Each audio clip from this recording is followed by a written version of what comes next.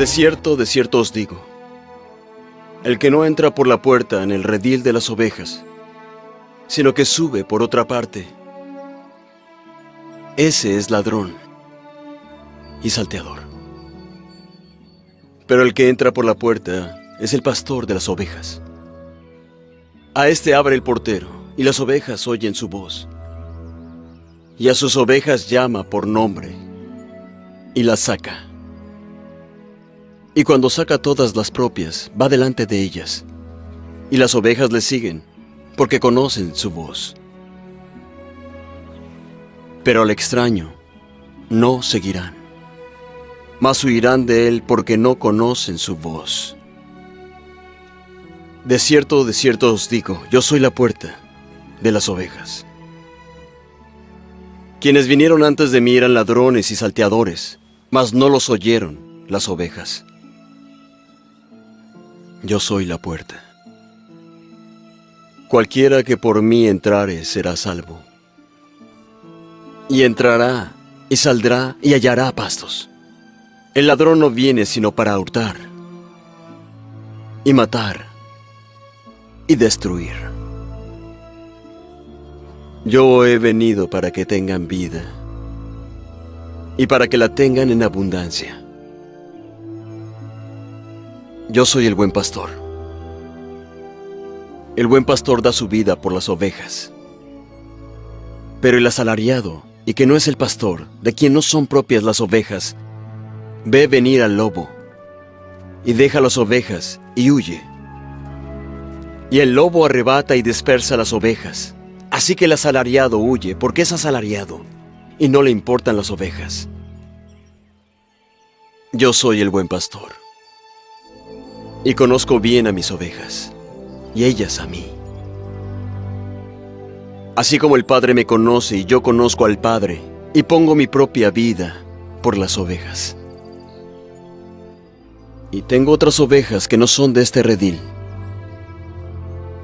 A aquellas también debo traer y oirán mi voz. Y habrá un rebaño y un pastor. Por eso me ama el Padre, porque yo pongo mi vida para volverla a tomar. Ningún hombre me quita la vida, sino que yo la pongo de mí mismo. Tengo poder para ponerla y tengo poder para volverla a tomar.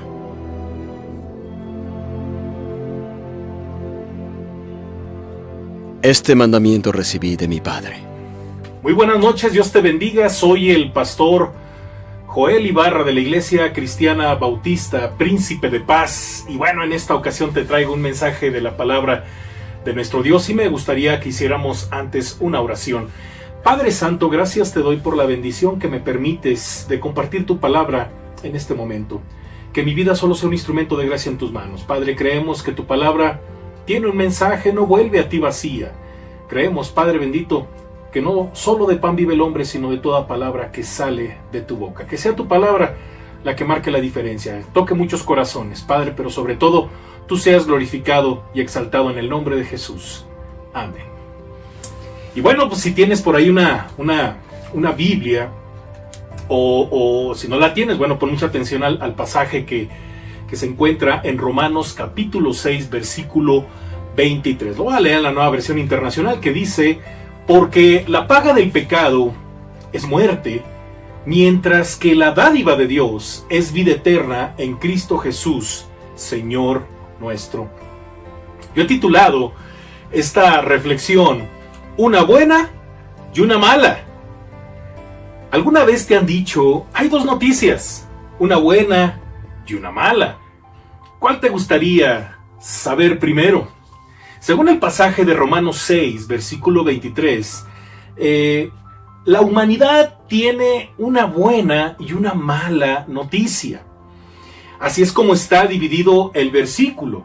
Por un lado, cuando dice, porque la paga del pecado es muerte, por el otro, mientras que la dádiva de Dios es vida eterna en Cristo Jesús, nuestro Señor. En la Biblia nos vamos a encontrar con versículos muy fáciles de entender, considerados como textos manzana. Usted agarra una manzana, la lava y se la come. De repente usted se puede encontrar con otro tipo de textos un poquito más complicados, pero este es un texto muy sencillo y está dividido en una buena y en una mala. Vamos a empezar con la mala noticia. Número 1, el pecado tiene un precio, la muerte. Esa es la mala noticia en este versículo 23, porque la paga del pecado es muerte. Se cuenta que en una ocasión un predicador acababa de invitar a sus oyentes a buscar a Dios y agradarlo en todo, cuando de repente un joven levanta la mano y exclama: oiga, usted habla del peso del pecado y yo no lo siento. ¿Cuánto pesa? 20 kilos, 100 kilos. A ver, joven, dígame, le pregunta el predicador, si usted pusiera un peso de 100 kilos sobre el pecho de un hombre muerto, ¿lo sentiría él? No, porque está muerto, contestó el joven. El predicador prosiguió: pues bien, el hombre que no siente el peso del pecado está espiritualmente muerto. Déjame decirte que no hay peor cosa en esta vida que estar espiritualmente muerto, desagradando a Dios con nuestra manera de vivir, entristeciendo a los de nuestra casa y peor, complicando más la situación de nuestra sociedad. Sin duda alguna, una vida de pecado es algo que a Dios desagrada y detiene el crecimiento en la familia y el desarrollo en la sociedad. El mundo entero es culpable ante Dios. Y hay al menos 3 realidades de las que necesitamos estar conscientes. Número 1, nadie se salva, ni nadie es mejor que otro. Un primer paso para tener vida espiritual es reconocer nuestra indignación en virtud de la santidad de Dios. Ese fue el primer paso que Pedro tuvo que dar cuando comenzó a caminar con Jesús. Sí, Pedro, el discípulo, según leemos Lucas 5 del 1 al 11, en el versículo 8, vemos a Pedro humillado a causa del poder de Jesús. Dice el pasaje: viendo esto, Simón Pedro cayó de rodillas ante Jesús diciendo: apártate de mí, Señor, porque soy hombre pecador. Número 2. Necesitamos la verdad urgente de la palabra de Dios en nuestros corazones. Mira que Jesús dice en Juan 8:32: y conoceréis la verdad, y la verdad os hará libres. El tiempo es breve y no podemos dejar hasta el último lo que nos pueda condenar por la eternidad. A Dios nada lo limita a ser misericordioso con el ser humano. Al ser humano sí lo limita su pecado y su pobre limitada vida. No tenemos mucho tiempo, ni siquiera tenemos la vida asegurada como para decir después arreglo ese problema. Eso es algo muy importante para reflexionar.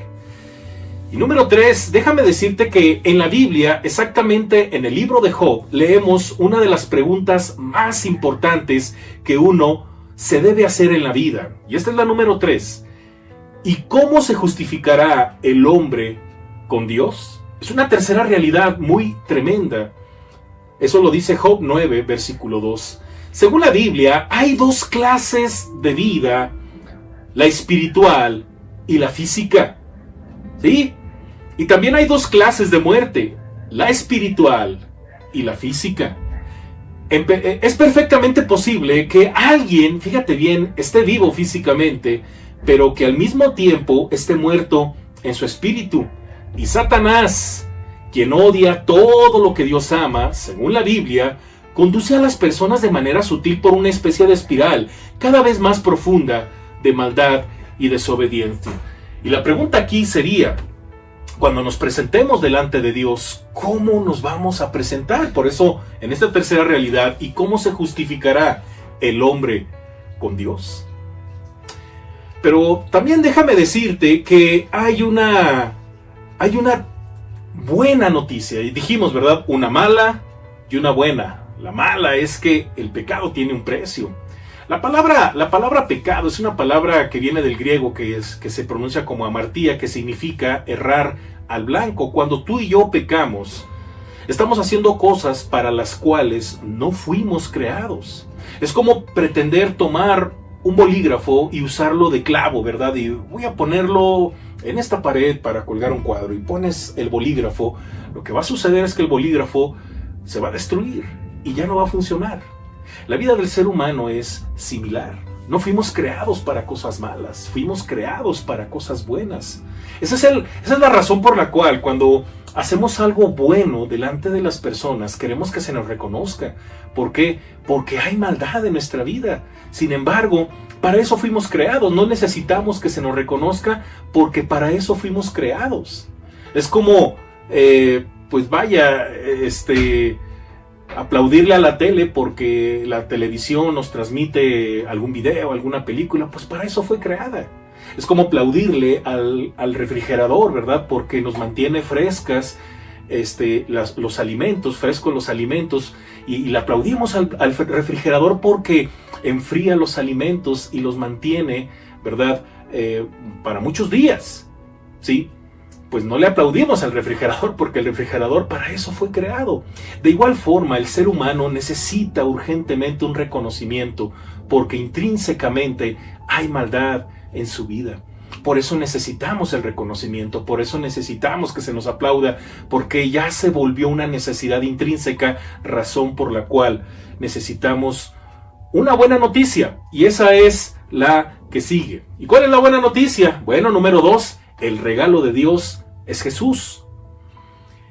En el versículo 23, en la segunda parte, dice: mientras que la dádiva de Dios es vida eterna en Cristo Jesús, Señor nuestro. Hay una buena noticia. Uno de los aspectos maravillosos del Evangelio, que es lo que estamos predicando en estos momentos, que es el mensaje principal de Dios para la humanidad, es que Él, Dios, ama a los perdidos con un amor eterno e incondicional y les ofrece una completa y gratuita liberación de su cautiverio.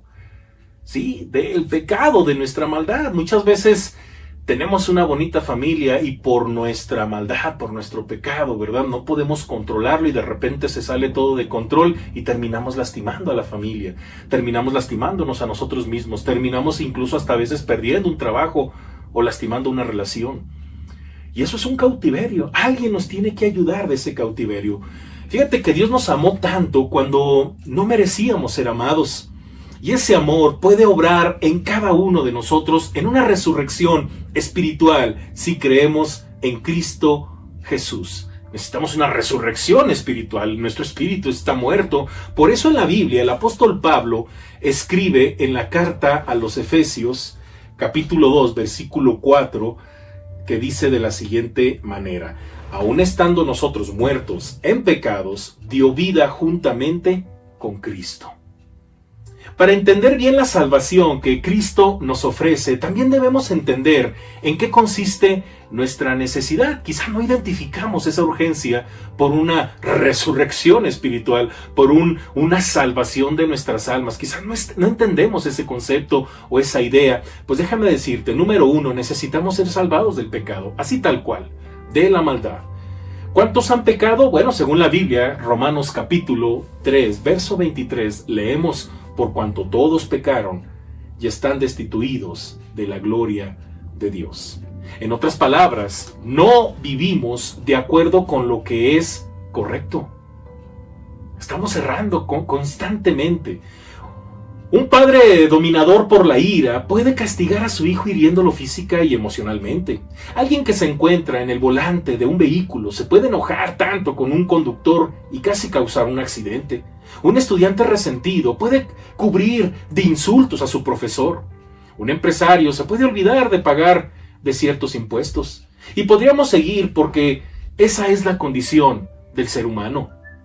¿Cómo define las Escrituras el pecado? Bueno, en la primera carta de Juan, capítulo 5, versículo 17, leemos: toda injusticia es pecado.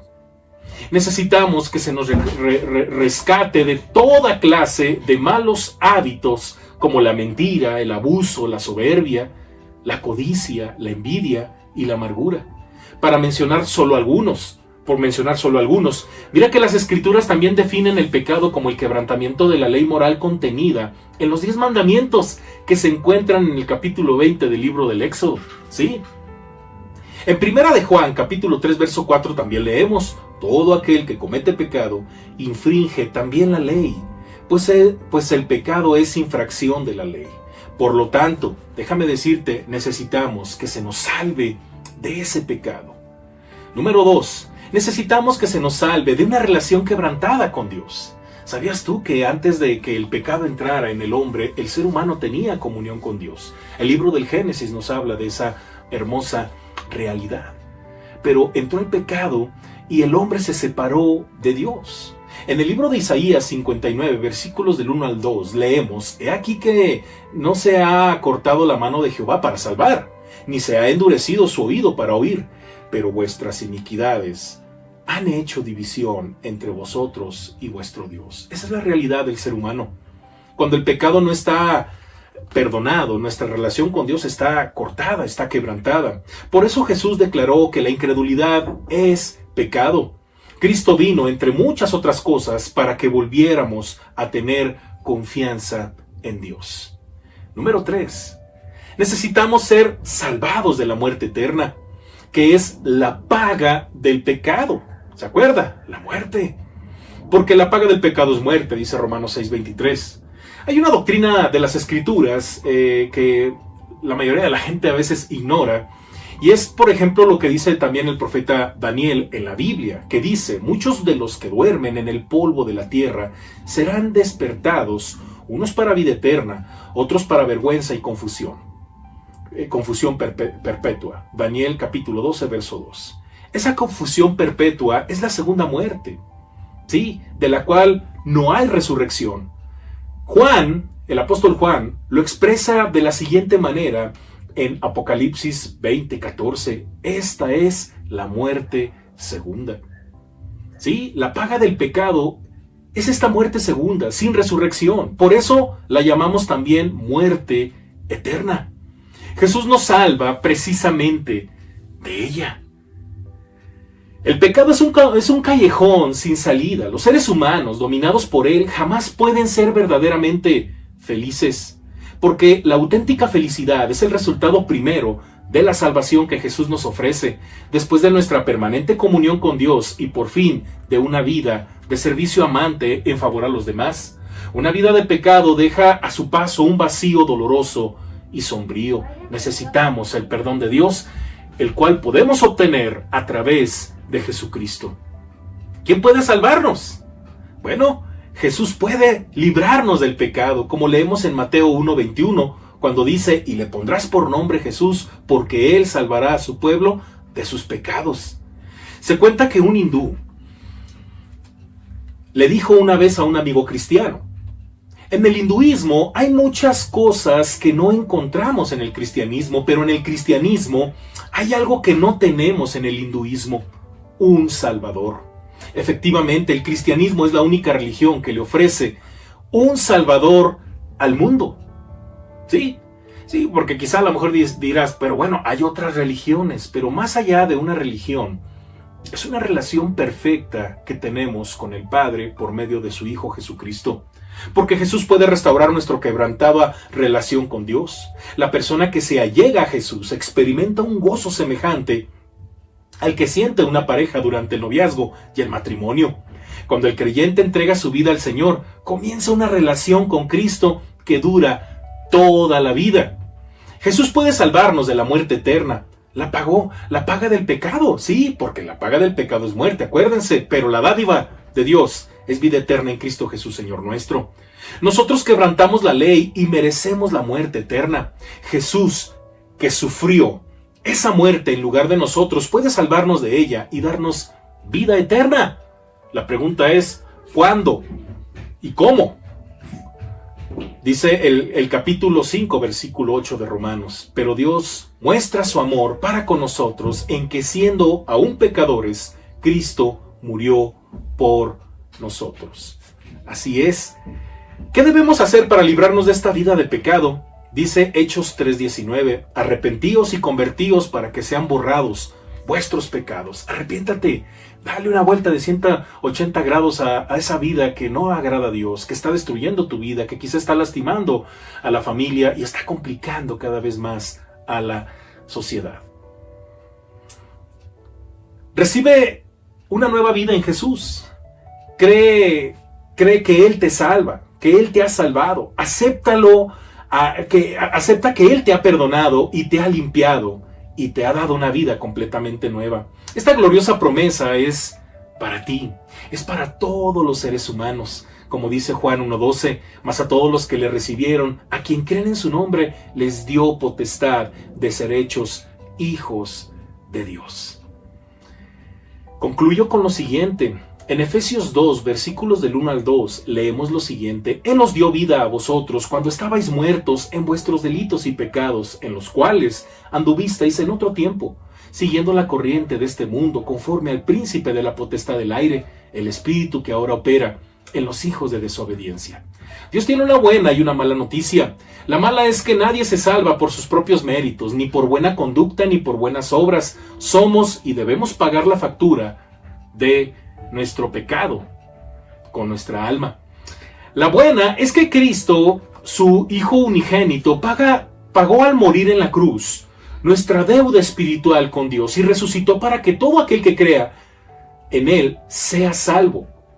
Por eso, como el apóstol Pablo escribe en Efesios 2 del 8 al 10, porque por gracia sois salvos por medio de la fe, y esto no de vosotros, pues es don de Dios, no por obras para que nadie se gloríe, porque somos hechura suya, creados en Cristo Jesús para buenas obras, las cuales Dios preparó de antemano para que anduviésemos en ella. Y todo esto para que ya no estemos fuera de la presencia de Dios. ¿Te gustaría recibir a Jesús como el Señor y Salvador de tu vida? Vamos a orar. Padre, gracias te damos, mi Dios, porque tu palabra nos dice dos realidades que debemos saber. Una es una mala noticia, porque quizá, Padre bendito, en el transcurso de nuestra vida no nos damos cuenta en el peligro en el que estamos, sobre todo espiritualmente. La realidad es que hay pecado en nuestra vida y por esa razón no tenemos salvación, no tenemos los méritos propios para tener vida eterna. Pero gracias, Padre, por esa buena noticia, la noticia de tu Hijo Jesucristo, de tu regalo, de esa dádiva que tenemos de parte tuya para salvación de nuestra alma, que es Jesús. Gracias, Padre bendito, porque Jesús dio su vida por mí, por todos nosotros, para el perdón de nuestros pecados. Padre, nos arrepentimos de nuestra maldad, nos arrepentimos de esa vida desastrosa, de esa vida que no te glorifica, de esa vida que quizá está lastimando nuestra vida, nuestra familia y complicando a la sociedad. Te pedimos perdón por ello y recibimos como único Señor y Salvador a nuestro Señor Jesucristo, porque creemos en su obra, creemos en su vida, muerte y resurrección.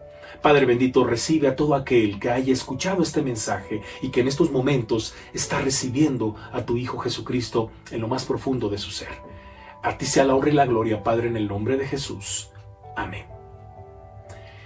Dios te bendiga y bueno, estamos para servirte. Soy el pastor Joel Ibarra de la Iglesia Cristiana Bautista Príncipe de Paz de Ciudad Nezahualcóyotl, Bosques de Aragón, Ciudad Nezahualcóyotl, Estado de México. Un fuerte abrazo y bueno, pues sigue observando los videos que tenemos como iglesia, que son puros mensajes de la palabra de nuestro Dios. Hasta la próxima, bye, Dios te bendiga.